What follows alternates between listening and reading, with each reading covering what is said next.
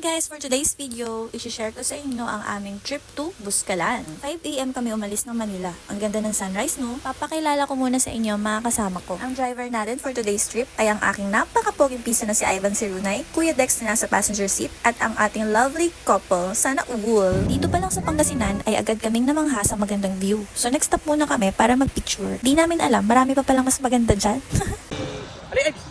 Bidyoan ta ka! Ang bakda yun.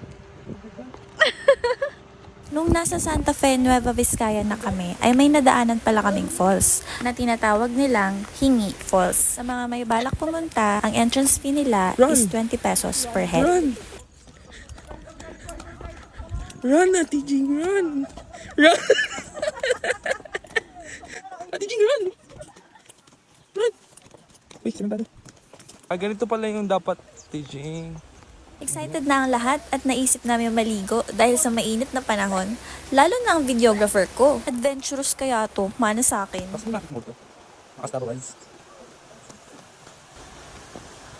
Yun na! Naririnig ko na, ayun na! You see that?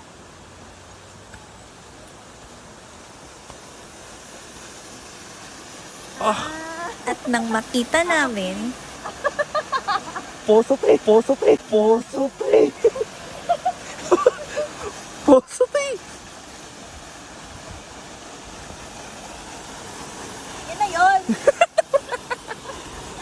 Mga galing ng ang tipping alcohol, mag-expect talaga.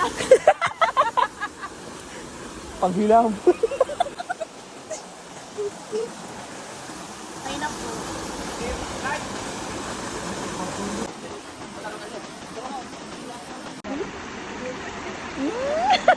tampiso. 20 pesos!